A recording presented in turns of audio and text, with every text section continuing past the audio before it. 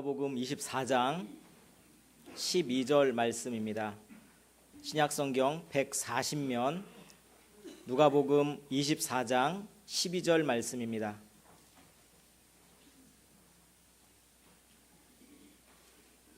함께 한 목소리로 합독하시겠습니다. 베드로는 일어나 무덤에 달려가서 구부려 들여다보니 세마포만 보이는지라 그 된 일을 놀랍게 여기며 집으로 돌아가니라. 아멘. 할렐루야. 우리 주님께서 사망 권세를 깨뜨리고 부활하신 거룩한 부활절입니다. 부활절에 주님 앞에 나온 여러분 모두에게 하나님의 은혜가 가득하시고 하나님 주시는 축복이 넘치시기를 주님의 이름으로 축원합니다.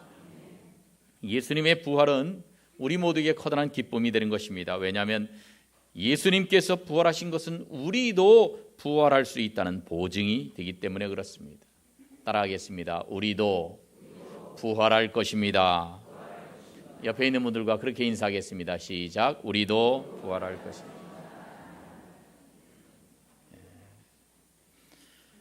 예수님이 십자가에 못 박혀 죽으셨습니다. 그래서 금요일 저녁에 장례를 치렀습니다. 그리고 바로 해가 지면서 안식일이 시작됐습니다. 우리는 24시가 되면서 이제 새로운 날이 시작된다고 보는데, 그런데 이스라엘 사람들은 전통적으로 어떻게 했느냐면 해가 지면 그때부터 새로운 하루가 되는 것으로 보았습니다. 그래서 창세기 1장에도 보면 저녁이 되며 아침이 되니 이는 첫째 날이니라. 이 저녁부터 새로운 하루가 시작되는 것으로 보았어요. 그러니까 이미 안식일이 이제 해가 지면 시작이 됐기 때문에 아무것도 못합니다. 이 안식일 날은 유대인들은 아무것도 못하고 오직 회당에 모여서 예배하고 성경 읽고 뭐 이런 경건 생활만 하게 돼 있어요. 그래서 안식일이 끝나고 그 다음 주일 새벽이 되었습니다. 그때 몇몇 여인들이 예수님의 무덤을 찾았습니다. 향품을 들고 갔습니다.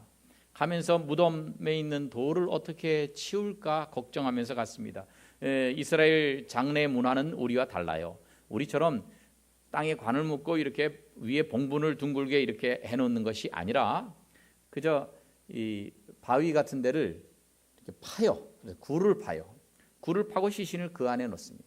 그리고 여기 아무도 못 들어가게 큰 돌로 막습니다. 그러니 이 여인들이 도저히 이거를 옮길 수가 없는데 어떻게 하나 그걸 걱정했는데 가보니까 이미 무덤을 막았던 돌은 다 굴려져 있었습니다. 지키고 있는 군병도 다 사라졌습니다.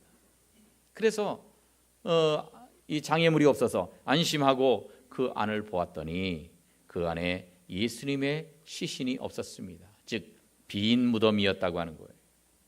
그때 두 명의 천사가 나타났습니다. 그러면서 말합니다. 어찌하여 산자를 죽은 자 가운데서 찾느냐? 여기 계시지 않고 살아나셨느니라.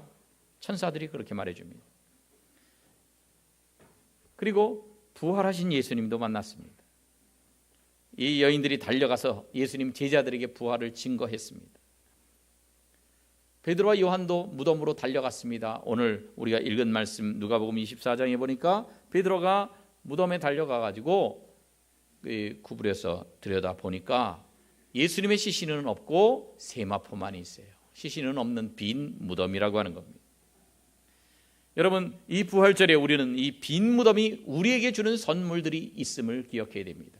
이 빈 무덤은 우리에게 네 가지 선물을 줍니다. 어떤 선물을 줍니까? 첫째, 빈 무덤은 부활을 우리에게 선물로 줍니다. 빈 무덤은 예수님이 부활하셨다고는 가장 확실한 증거입니다. 어떤 사람들은 그렇게 말을 해요. 이 예수님 제자들이 시신을 도둑질해 가가지고 그래가지고 어디다 숨겨놓고 그리고 예수님이 부활했다 거짓말했다 그럽니다. 그러나 여러분, 이 사람들이 로마 군병과 싸워가면서 그렇게 시신을 도적질해 올 용기가 있는 사람들이 아닙니다. 전부 다 도망갔어요. 뿔뿔이 흩어져 버렸습니다.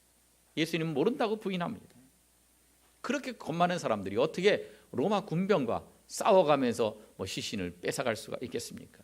그리고 그렇게 해놓고 거짓말을 했다면 그 거짓말을 위해서 자기 목숨 바치는 사람 없습니다. 거짓말을 위해서 제자들이 순교를 했겠습니까? 진리를 위해서는 죽을 수 있어도 거짓을 위해서 죽는 사람은 없습니다. 여러분, 이 거짓말을 해도요, 잠시 동안은 속일 수 있어도 2000년 동안 속일 수는 없습니다. 몇 명은 속일 수 있어도 전체를 속일 수 없습니다. 남은 속일 수 있어도 자기 자신은 속일 수가 없는 것입니다. 석가모니는 인도 능수 해안에 묻혔습니다. 마호멧은 사우디아라비아의 메카에 묻혔습니다. 공자는 산동성의 취푸에 있는 스스위 강가에 묻혔습니다. 모두 다 흙이 되어버렸습니다. 또 이렇게 그 묘지에서 그냥 흙이 되어버린 사람 말고 미이라가 된 사람도 있어요. 북경에 가면 중국 그 북경 천안문 광장 한쪽에 모택동 기념관이 있는데 거기는 모택동 미이라가 있어요. 러시아에 가면 모스크바의 붉은 광장에 레닌의 미이라가 있습니다. 그러나 여러분, 이렇게 시신이 흙이 되거나 시신을 보존해서 미이라가 되기는 할 수 있지만, 그러나 예수님은 달랐습니다. 예수님은 예루살렘에 그 무덤이 있었지만 그 무덤은 빈 무덤입니다. 다른 사람들은 다 죽어 있지만 예수님은 부활하셔서 우리 생명의 구세주가 되신 줄로 믿으시길 바랍니다. 한때 석가모니의 뼈가 발견됐다고 떠들썩했던 적이 있습니다. 그래서 인도를 위시해서 여러 불교 국가에서 아주 소동이 일어나서 다 인도로 갔어요. 그래서 거기 또 이게 석가모니의 뼈인지는 고증은 할 수 없는 상황이지만 그러리라고 보고 그 뼈를 이렇게 잘 이렇게 좀 대충 맞춰서 그래가지고 시가행진까지 했어요. 인도에서 수많은 사람들이 거기 와서 그 뼈가 지나갈 때까지 땅에 엎드려 절했습니다. 그들은 뼈를 보고 그렇게 엎드려 절했어요. 그 뼈가 말하는 게 뭡니까? 죽었다는 겁니다. 지금까지도 죽어 있다는 겁니다. 그러나 우리 주님의 무덤은 빈 무덤입니다. 뼈 한 조각 없습니다. 빈 무덤은 부활을 말하는 것이요, 우리는 주님의 빈 무덤을 자랑하는 것입니다. 인도에서 선교사로 있었던 스탠리 존스가 인도에서 설교를 하고 있었어요. 그런데 한 사람이 도중에 소리를 지릅니다. 메카에 가면 마호멧 묘지가 있다는 것은 마호멧이 있었다는 증거고, 능수에 가면 석가모니가 묘지가 있었다는 건 이 땅에 그가 살았다는 증거이지만 예루살렘에 가봐도 빈 무덤밖에 없으니까 예수가 정말 이 땅에 있었다는 증거는 어디 있어? 그때 스탠리 존스가 말합니다. 그렇습니다. 바로 그게 기독교가 다른 종교와 확실히 다른 점입니다. 우리 주님은 무덤에 들어갔다가 부활하시고 승천하셨기 때문에 이제 무덤에서 예수님의 시체를 발견할 수 없습니다. 예수님 부활하시고 하나님 보좌 우편에 앉아 계시기 때문에 우리는 죽은 예수님이 아니라 살아계신 예수님을 믿습니다. 그렇습니다. 이렇게 대답을 했던 거예요. 빈 무덤은 예수님의 부활을 증거하는 것입니다. 그러나 거기서 끝나는 게 아니에요. 예수님이 부활하신 날, 예수님 부활하셔서 그분이 그러셨어, 나와 아무 상관없이 예수님만 부활하신 것이 아니라는 겁니다. 이 예수님의 부활은 곧 우리에게 부활을 선물로 주는 것입니다. 고린도전서 15장에 보니까 그리스도께서 죽은 자 가운데 다시 살아나사 잠자는 자들의 뭐가 되셨다고요? 첫 열매가 되셨다. 첫 열매가 되셨다는 것은 그 다음 열매들이 있다는 겁니다. 예수님 혼자만 부활하시고 나머지는 부활 절대 못한다는 게 아닙니다. 우리도 부활할 것이라는 거예요. 52절에 보니까 나팔 소리가 나며 예수님 재림하실 때 죽은 자들이 썩지 아니할 것으로 다시 살아나고 부활하게 된다는 거예요. 우리도 부활하게 될 것이라는 거예요. 그렇습니다. 빈 무덤은 예수님의 부활을 증거하는 것이요, 예수님의 부활은 곧 우리의 부활을 보증하는 것입니다. 그러므로 빈 무덤은 부활이라고 하는 놀라운 선물을 우리에게 주는 것인데, 나도 정말로 이 부활을 소유한 사람이고 예수님 재림하실 때에 그때 나도 부활을 반드시 할 것이다 하는 믿음을 가지시길 주님의 이름으로 축원합니다. 또 빈 무덤은 승리를 의미합니다. 승리. 예수님은 십자가에 못 박혀 죽으셨습니다. 제자들이 실망해서 도망가 버립니다. 다 끝난 것 같았습니다. 예수님을 죽이라고 하는 군중들이 승리한 것 같았습니다. 가룟 유다의 뜻이 이루어진 것 같았습니다. 마귀가 승리한 것 같았습니다. 그러나 예수님이 부활하셨습니다. 예수님이 부활하시고 나서 모든 것이 역전되었습니다. 군중들은 놀랐고 이들이 하루에 5,000명씩 회개하고 예수님께 돌아오는 역사가 있었습니다.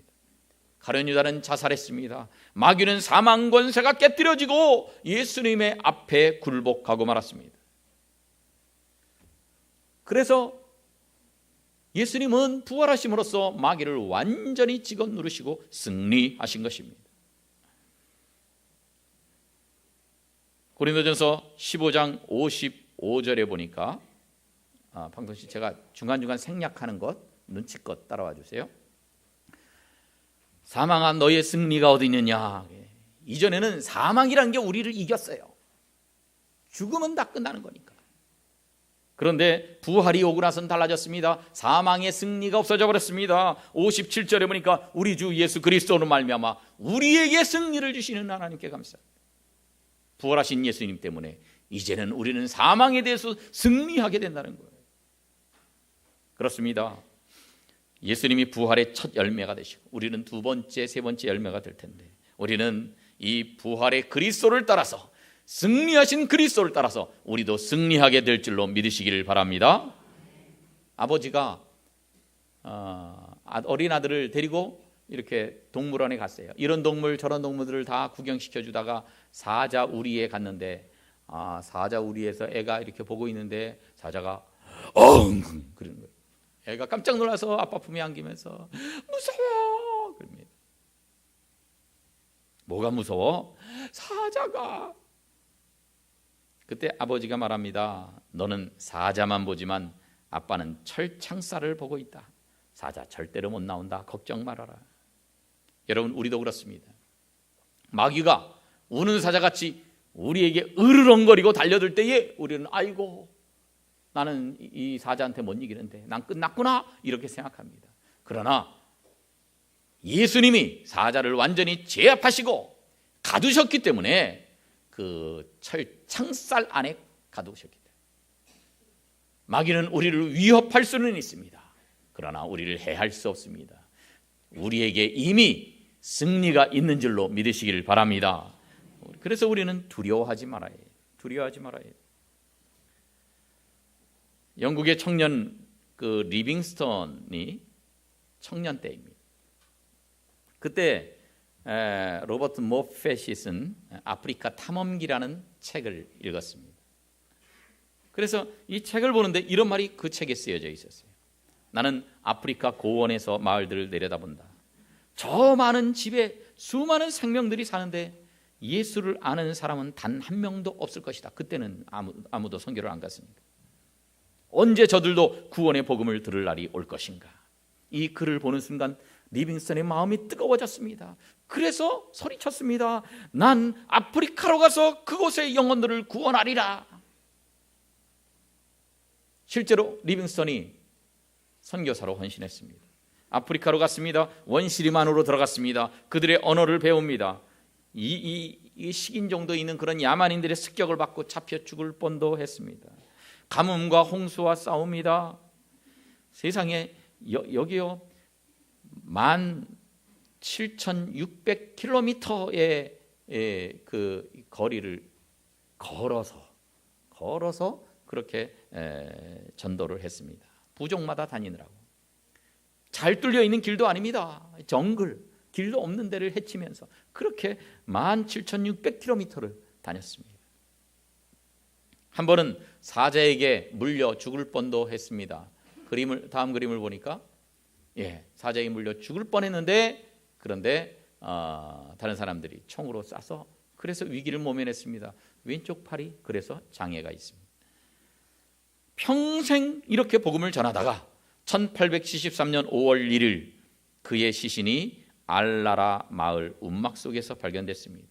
기도하는 자세로 천국에 갔습니다. 그의 마지막 일기장에는 이렇게 쓰여져 있습니다. 오늘도 살아계신 주님과 함께 일했다. 죽은 주님이 아니라 살아계신 주님과 함께 일했다. 예수님은 부활하셔서 우리에게 이김을, 승리를 주시는 분이시다. 그렇습니다. 주님은 부활하셔서 사망의 모든 권세를 깨뜨리고 마귀에게 승리하시고 그를 따르는 모든 자들에게 승리를 주시는 분인데, 이제 예수님의 부활은 우리에게 승리를 보장하는 것이다 하는 것을 깨닫고 늘 승리의 삶을 살아가는 여러분 되시기를 주님의 이름으로 축원합니다. 세 번째, 빈 무덤은 보상을 의미합니다. 보상. 이 보상이라는 약속이에요. 빈 무덤이 없었다면 예수님은 부활하시지 않은 거죠. 그런데 고린도전서 15장 17절에 보니까 예수님이 다시 살아나신 일이 없으면 우리의 믿음이 헛되다는 거예요. 우리가 여전히 죄 가운데 있을 것이라는 거예요. 그리고 18절에 보니까 그리스도 안에서 잠자는 자도 망하였으리니, 부활이 없으면 예수님 위해서 순교한 사람, 그런 사람 다 망한 것이다. 19절, 만일 그리스도 안에서 우리가 바라는 것이 다만 이 세상의 삶뿐이면, 우리가 내세가 없고 이 세상에서만 산다, 부활 같은 것도 없고 내세도 없다, 그러면요 우리가 제일 불쌍한 자라는 겁니다. 왜냐하면 예수 믿기 때문에 우리가 포기하는 것들이 있습니다. 예수 믿기 때문에 참는 것이 있습니다. 그런데 내세도 없고 부활도 없으면 우리가 손해만 보는 거 아닙니까? 정말 우리가 바라는 것이 이 세상뿐이라고 한다면, 그렇다면 우리가 이 세상에서 예수 믿으면서 바르게 살려고 노력하는 것이, 그것이 손해로 끝나지 않겠습니까? 그러나 그렇지 않습니다. 예수님이 부활하심으로 말미암아 우리가 부활하게 될 것이고, 이 부활 후에 우리 모두를 모아놓고 주님께서 우리에게 보상해 주실 것이라고 성경은 말씀합니다. 그래서 고린도전서 15장 41절에 보면 부활하고 나서 주어지는 영광이 다 다르다는 거예요. 해의 영광, 달의 영광, 별의 영광이 다른데 별과 별들의 영광도 다 다르다. 부활하고 난 다음에 우리에게 주어지는 영광들이 다 똑같지 않고 다르다는 거예요. 천국에서 사는 건 똑같은데 그 영광이 다 다르다는 거예요. 상급이 다르다는 겁니다. 42절, 죽은 자의 부활도 그와 같아. 썩을 것으로 심고 썩지 아니할 것으로 다시 살아난다. 43절, 욕된 것으로 심고 영광스러운 것으로 다시 살아난다. 44절, 육의 몸으로 심고 신령한 몸으로 다시 살아난다. 그렇게 말씀합니다. 여러분, 우리가 부활하고 나서는 우리에게 영광스러운 보상이 반드시 있을 줄로 믿으시길 바랍니다. 보상이 있어요. 보상이 있어요. 우리가 이 땅에서 주를 위해 수고하고 희생하는 것, 저 세상에서 반드시 보상하시겠다고 약속하셨습니다. 부활의 주님은 우리가 심는 대로 거두게 하실 것입니다. 고린도전서 15장 58절 말씀을 보면 이는 너희 수고가 주 안에서 헛되지 않은 줄 알미라 그랬어요. 너희 수고가 헛되지 않다. 헛되지 않다. 왜 헛되지 않습니까? 부활 후에 엄청난 보상을 하실 것이기 때문에 그래요. 그래서 헛되지 않는 겁니다. 로마서 8장에 보니까 현재의 고난은, 우리가 이 땅에서 고난받고 손해보는 것은 장차 우리에게 나타날 영광과 비교할 수 없도다. 우리가 예수 믿는 것 때문에 100을 손해보면 나중에 100만 보상해 주시는 것이 아니라 비교가 안 될 엄청난 것으로 우리에게 보상해 주신다는 거예요. 그 영광 비교할 수 없다는 겁니다. 히브리서 11장에 보면 모세가 이렇게 모든 것들을 희생하고 애굽의 모든 보화, 이것도 다 희생한 것은, 그것은 상 주심을 바라봅니다. 상 주시는 분, 하나님은 상 주시는 분이에요. 엄청난 보상을 하시고 상급을 주시는 분인데, 내가 부활하게 되면 엄청나게, 내가 생각한 것보다 정말 비교가 안 될 정도로 엄청나게 나에게 상을 주실 것이다. 보상해 주실 것이다. 이것을 믿고 믿음으로 살아가는 여러분 되시기를 주님의 이름으로 축원합니다. 마지막으로 빈 무덤은 사명을 의미합니다. 부활장이 어디냐? 부활장이 고린도전서 15장인데 여기에 결론이 58절입니다. 같이 읽어보겠습니다. 시작. 그러므로 내 사랑하는 형제들아, 견실하며 흔들리지 말며 항상 주의 일에 더욱 힘쓰는 자들이 되라. 아멘. 부활을 쭉 이야기하고 나서 결론으로 하는 말씀이 뭐예요? 그러니까 너희는 견실해라, 흔들리지 말아라. 항상 주의 일에 더욱 힘쓰는 자들이 되어야 된다. 왜냐? 너희 수고는 헛되지 않아. 반드시 보상하실 거요. 그러니까 흔들리지 말아라. 그렇게 주의 일에 힘쓰라고 말씀합니다. 그렇습니다. 부활은 우리에게 사명을 줍니다. 예수님이 부활하시고 나서 하신 일이 뭡니까? 만나는 사람마다 사명을 주신 거예요. 사명 주신 거예요. 예수님 3번 부인하고 도망갔던 그 베드로였는데 예수님이 갈릴리로 찾아가셨습니다. 3번 다시 물으십니다. 시몬아, 내가 날 사랑하나? 이 사람들보다 더 사랑하나? 3번 물으십니다. 그리고 나서는 사명을 주십니다. 내 어린 양을 먹이라. 내 양을 치라. 내 양을 먹이라. 사명을 주시는 거예요. 요한복음 21장 16절에서 내 양을 치라고 사명을 주십니다. 제자들을 또 모아놓고는 사명을 주십니다. 마태복음 28장 19절에서 너희는 가서 모든 족속을 제자로 삼아라. 세례를 베풀어라. 20절 내가 너희에게 분부한 모든 것을 가르쳐 지키게 해라. 사명을, 부활하신 예수님은 만나는 사람마다 사명을 주십니다. 땅끝까지 이르러 내 증인이 되라. 사명을 주십니다. 그렇습니다. 하나님은 오늘날 우리를 놀이터로 보내시는 것이 아니라 일터로 보내셨습니다. 우리는 예수님의 부활을 확신한 날부터 우리의 사명을 제대로 깨닫고 계속해서 이 사명을 감당하고 일하다가 하나님께로 가야 합니다. 하나님께로 가면 그때부터 쉬는 거예요. 그때부터 진정한 안식이 있는 것입니다. 이 땅은 일터입니다. 이 땅은 놀이터가 아닙니다. 열심히 주님을 위해서 우리에게 주신 사명을 위해서 일하다가 우리가 하나님 앞으로 가야 하지 않겠습니까? 예수님의 무덤은 우리에게 4가지를 보장해 준다 그랬어요. 4가지를 주는데 첫째는 우리의 부활, 또 하나는 우리의 승리, 또 하나는 보상, 그리고 우리에게 사명을 주십니다. 어느 가정에 아빠가 일찍 돌아가셨어요. 그래서 어린 2 아들과 엄마, 그 3 가족이 외롭게 단촐하게 그렇게 살아가는 가정이 있었습니다. 아빠가 그립고 남편이 그리워서 식탁 위에 아빠의 사진을 놓았습니다. 공부할 때도 거기서 공부하면서 아빠를 가끔씩 봅니다. 청소하면서도 아빠 사진을 봅니다. 남편 사진을 봅니다. 식사할 때도 그 식탁 위에 있으니까 같이 식사하는 마음으로 그 사진을 보면서 식사를 합니다. 엄마도 틈틈이 또는 식사할 때마다 그 사진을 봅니다. 그리고 남모르게 눈물 지을 때가 한두 번이 아니었습니다.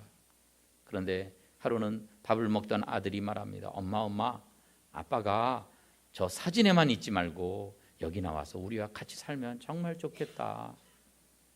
그때 엄마가 눈물을 닦으면서 대답을 합니다.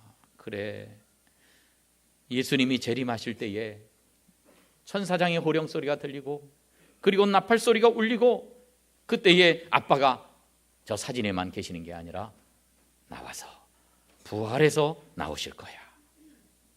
그때 나오실 거야. 그때 부활하실 거야. 그리고 온 가족이 얼싸안고 울었다 그럽니다. 여러분, 우리는 죽고 끝나버리는 인생이 아닙니다. 예수 믿는 우리들은 반드시 영광스러운 부활에 참여하게 될 것입니다.